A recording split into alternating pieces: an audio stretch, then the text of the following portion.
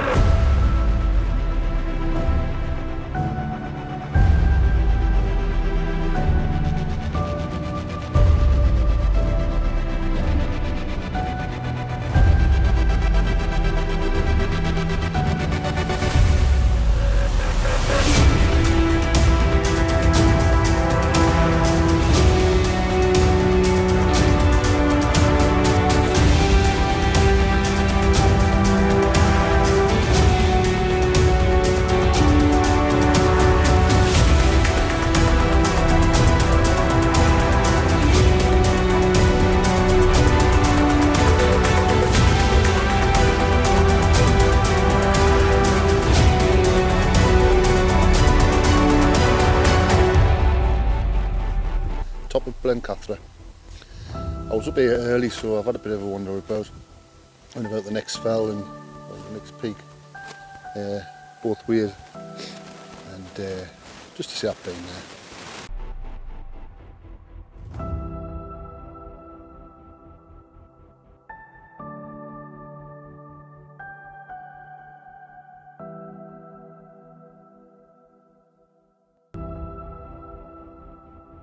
So I'm at the top of Blencathra, and it's been quite busy, so I've been waiting for people to stop coming up, but it is bitterly cold, like really cold, and last weekend I was camping in the snow. It wasn't this cold, but I'm going to stick my tent up shortly because I'm starving for some reason. I'm absolutely starving, but the fantastic sunset behind it.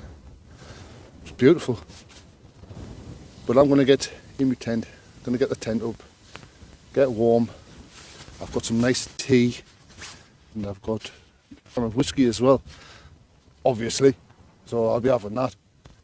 I don't think there'll be anybody else coming up here now, so I think it's pretty safe to put my tent up, and then I'll get back to you.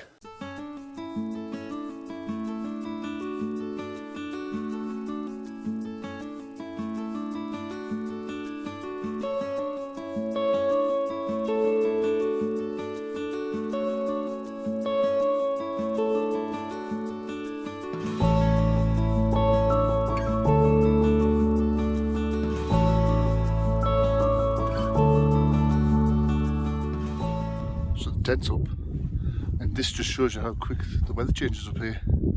Literally, this blew in around about less than a minute.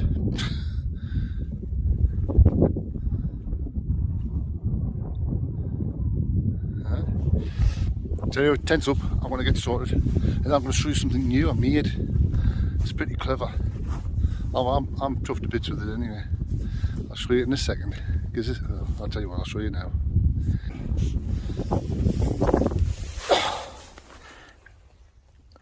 A fitted, insulated mat. It's only thin, but it's double-sided, and it's just as warm as the raw mat. But I cut it to shape and size for the Hillyberg, and it works perfectly. I'm just on the summit again. I've put the tent up, but look at the weather.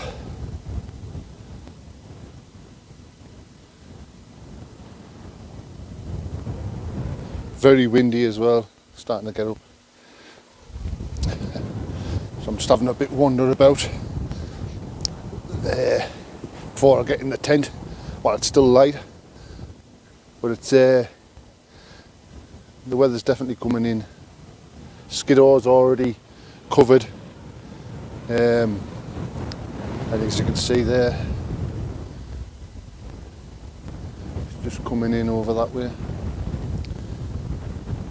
And just there is where Sharp Edge goes down into Sharp Edge. Scales fell down here. And the moon's out.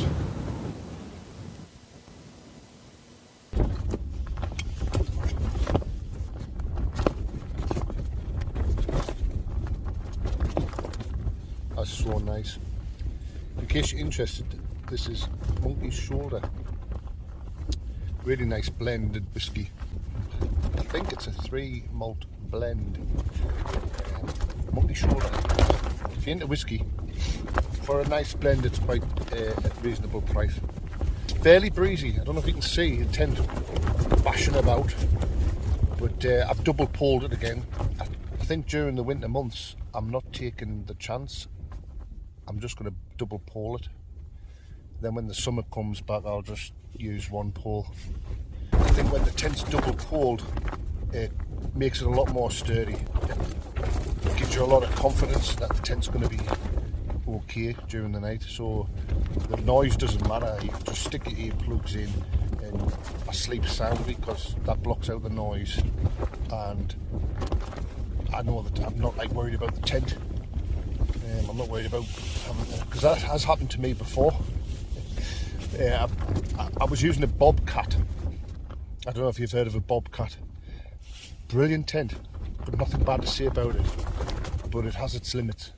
And I was on Seathwaite Fell, right on the top, well, right just off the top, and it wasn't forecast to be windy. It was snowing.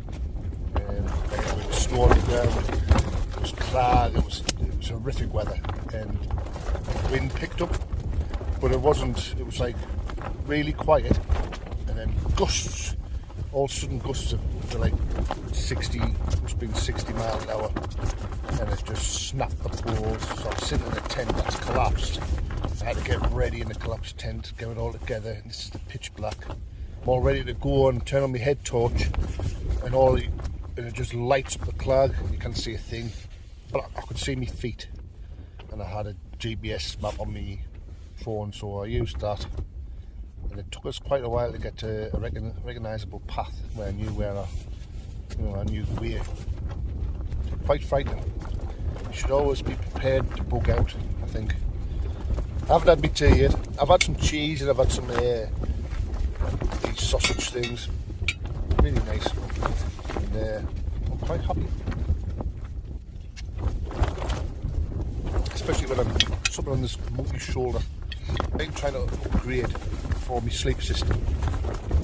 And now I used to use a roll mat, and that consisted of foam with the silver foil on the top, and I've had 3 because they just deteriorate really quickly. They just tear. They look horrific on the back of your pack. And in the winter, you've got to have one. But I hate them. So I got a concertina one, and I don't like that. It's too big, and it's like I've got a slab of concrete on the back of my pack. It just looks horrific. Totally unprofessional. But I don't know if you've seen them, and I'll put a picture up. I got it off Amazon, and it's too big for most tents. But the beauty of it is, you can cut the size any shape you want. So all I've done is I've cut it to the exact same footprint of me in a tent. So I've just folded it all up, put it in my pack, and it's only about 2-3 milli thick. It's got a little bit of sponge in, but it's 2 both sides, foil, and I bought some foil tape to tape the edges, so it's a proper job. Like, I've done a canny job.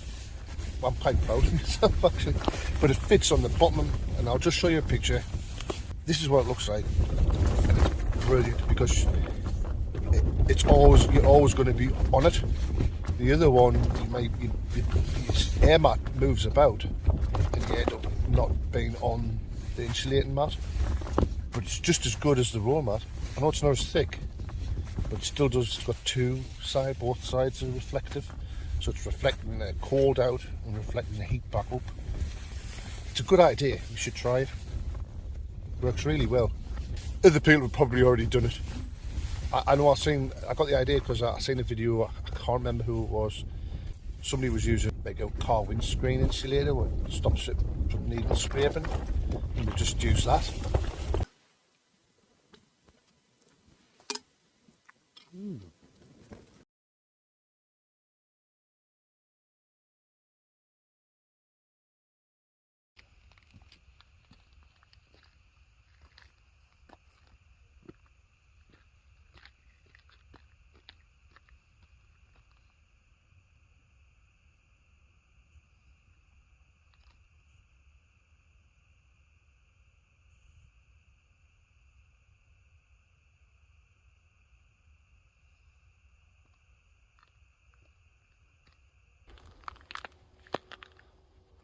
Well, good morning. It's a cold, frosty one. I just come away from the tent, just onto the summit of Blencathra. The sun's coming up. Got like a heavy cloud inversion. You can see all that cloud keeps coming in and out, keeps covering the summit and then uncovering. So you can see like a sea of cloud, sunset, and then the odd top of the higher fells. Looks pretty spectacular. Like a work of art, actually. But yeah. It's a complete contrast to what it was like last night. Last night it was really windy. I had my earplugs in and didn't sleep very well. Like, quite a bit of buffering of the tent. But this morning, not a breath. Not a breath. It's weird. Very strange. I guess that's how we've got cloud inversion. Not entirely sure how it works. It's like being on an aeroplane. Anyway, I'm gonna get packed up. I'm gonna have a little bit more explore on the way back down. Catch us in a minute.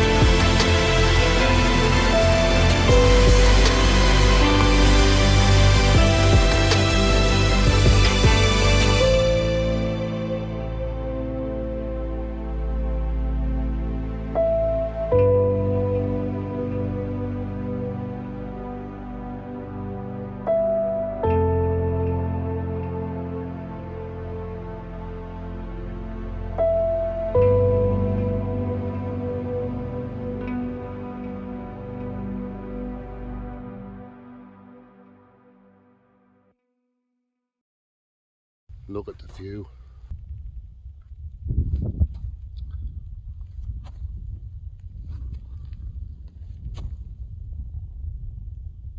We'll have a walk up to the summit because it's fairly cleared up now. And then I'm going to pack my tent away because it's quite popular, this Blencathra. I thought the Northern Fells weren't as popular, but I think it must be popular with the locals because they like to jog late at night. And late in the morning, just before it was getting dark, there was people jogging up here in the middle of the night. I'm sure it was bikes, somebody on bikes.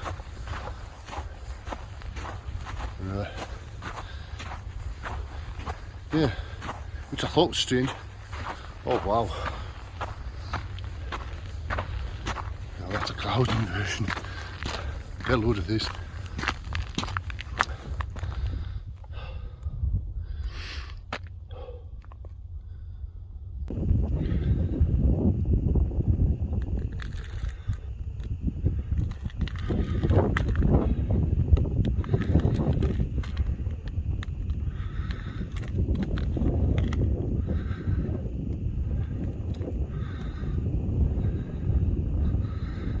Just gets better and better, this cloud inversion all the time.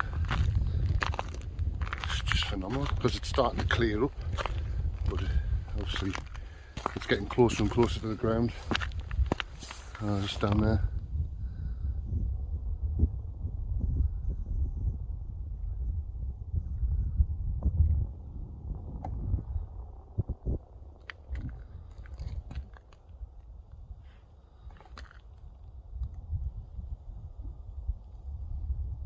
It doesn't take long for the sun to come up. So the cloud inversion's clearing and it's around about almost 8 o'clock. So I want to get my tent away, all my gear packed away, because people will start to be up here by 9, I would say, probably, if not now. So I'm going to make my way back down to the tent, which incidentally is just there. There it's there. Oh, look at the sky. Pink. Beautiful. Just takes your breath away every time you see something like this. Unbelievable. Anyway, I'm going to get this gear packed away and I want to get back to you.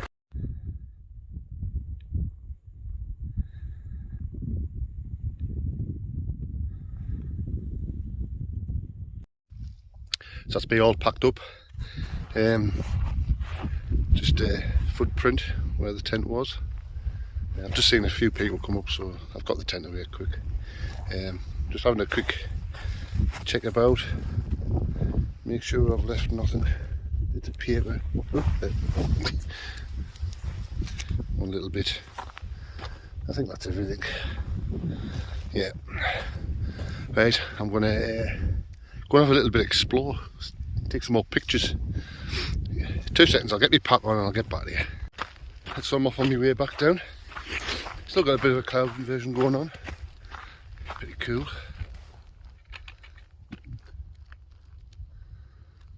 Sun's bright though. It's fairly chilly and fairly slippy. And that's why I'm walking on the grass. We'll have to take it easy here because the path's frozen and every little rock is like ice on it. So I'm slipping all over. I've got my walking pole out to help sturdy us. But if I can walk on the grass and walk on the snow actually, the bits of snow, then it's alright, but the actual path is slippy as hell. So I'll have to be careful.